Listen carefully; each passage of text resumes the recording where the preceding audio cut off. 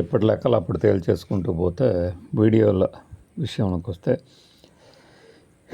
ఈ railway Koduru MLA తాలూకు బాధితురాలంటూ ఆవిడ ప్రెస్ మీట్ పెట్టారు కదా. ఆ సందర్భంగా చూసినప్పుడు మనం అసలు ఆ మీడియా అనే ఒక రంగంలో పనిచేస్తున్నామని చెప్పుకోవడానికే సిగ్గేసేలాగా ఉన్నాయన్నమాట. ఈ రిపోర్టర్ల తాలూకు వీళ్ళ ప్రవర్తనలు, ప్రశ్నలు చూస్తే అత్యంత జుగుప్సాకరంగా ఎట్లా ఉంటుందంటే శవాల మీద పేలాలు ఏరుకుంటున్న దానికన్నా కూడా నీచంగా. ఇప్పుడు మీడియా ట్రయల్స్ అంటారు, మీడియానే తీర్పులు ఇచ్చేస్తుంది. నువ్వు అప్పుడెక్కడ ఎందుకున్నావు, నీకు అబార్షన్ అప్పుడు ఆ టైంలో ఎందుకు అయింది, అక్కడికి ఎందుకు పంపించారు, ఇది ఎన్నోది, డాక్టర్ ఎట్లా చేశాడు, హాస్పిటల్ది కూడా తప్పు అంటే వాడి తెలివితేటలు. వాడు ఎవడో కూడా నాకు తెలుసు, ఆ రిపోర్టర్ ఎవడో కూడా నాకు తెలుసు. ఒక క్వశ్చన్లో క్వశ్చన్స్ మళ్ళీ మీరు ఒక జర్నలిస్ట్ని కొట్టారు కదా, లోపల ఎలా పెడతారు అంటే ఎవడు చెప్పాడు నేను ఇంట్లో ఉంచానని ఒక 24 గంటలు అంటే అమ్మాయి అడిగింది. అసలు నా గురించి అసభ్యంగా ఏ ఫోటోలు వేసి వీడియోలు వేసి పేరు పెట్టలేదు కదా అంటే ఫోటో నాది వేసారు కదా అంటే అడిగినోడికి నోటి మాట ఉండదు. చట్టాన్ని మీరు చేతిలోకి ఎలా తీసుకుంటారట. మరి నీకు చట్టం ఏమన్నా చెప్పాడరా? ఎవడి మీద పడితే వాడి ఫోటోలు వాళ్ళ వీడియోలు వాడేసేసుకొని పెట్టేసేయమని చట్టం ఏమన్నా చెప్పింది? చెప్పలేదు కదా. అందుకే అన్నమాట ఈ కేసుకు సంబంధించి మరింత జటిలంగా మారే అవకాశాలు స్పష్టంగా కనిపిస్తున్నాయి.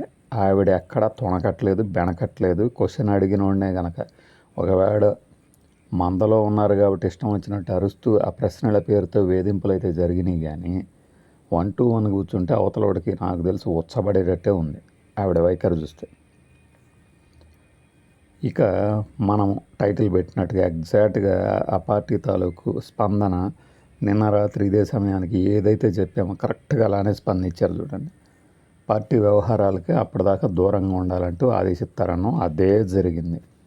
ఈ రాజకీయ నాయకుల తాలూకు ఎత్తుగడలు, ఎస్కేపిజంలు సామాన్యుడికి కూడా అర్థమైపోతున్నాయి. అంటే ఈ పార్టీలు చేసే పనులు ఎలా ఉన్నాయి. ఇప్పుడు ఒక వ్యక్తి వచ్చి నా మీద ఇలా జరిగింది, ఇలా నేను కంప్లైంట్ చేస్తున్నాను, కంప్లైంట్ తీసుకోవటం లేదు, అందుకనే ప్రెస్ మీట్లు పెడుతున్నాను అంటే నిజంగా చెప్తున్నా ఈ దమ్ము లేని ఎదవలు పోయి ఆ ఎమ్మెల్యేని అడగలేక ఈమె మీద పడేయటం ఏంటి? సాఫ్ట్ టార్గెట్ అంటే అంతే. ఏ విషయమైనా లేడీస్ సాఫ్ట్ టార్గెట్ అవుతున్నారంటే ఇదే, మంచిదైతే చెడుకైనా.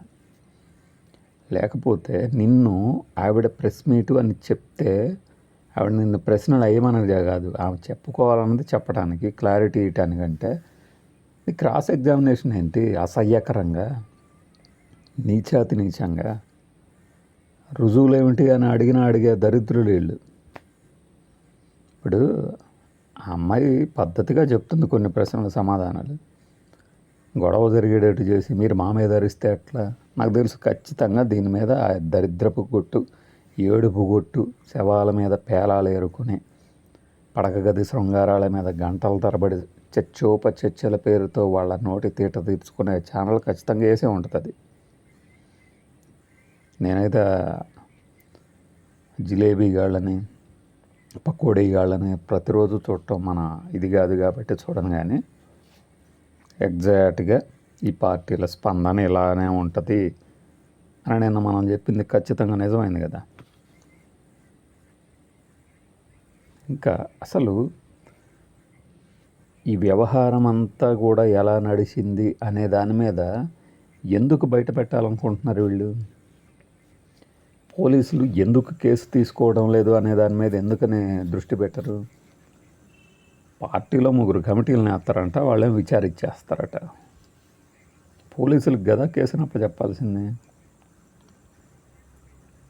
అంటే ఎవరైనా సరే ప్రభుత్వం కానీ పవర్లో ఉన్న వాళ్ళకి వ్యతిరేకంగా కేసులు పెడితే పరిస్థితి ఇలాగనే ఉంటుంది అని ఈ మీడియా కూడా ప్రూవ్ చేయదలిసిందే.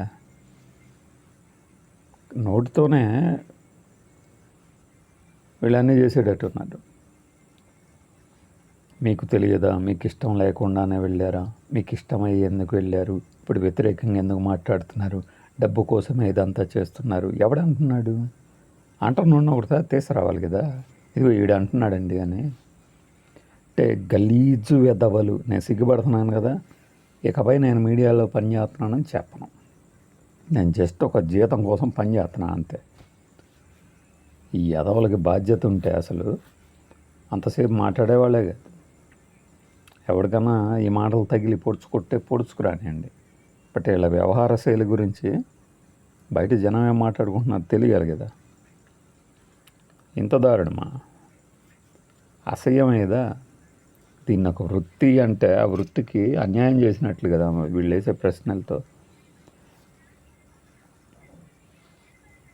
పార్టీ తాలూకు స్పందనలు అంతే తగలబడతాయి. ఎవడైతే ఆరోపణలు వస్తాయో వాళ్ళు వచ్చే మాట్లాడరు, ఏవేవో కాకండబుల్ స్టోరీస్ అల్లుదామని చూస్తారు. ఈ విషయాన్ని పోలీసులకి కోర్టులకు వదిలేయాలి కదా, మనం ఎందుకు తీర్పు ఇవ్వాలి? కానీ అది జరగట్లేదు.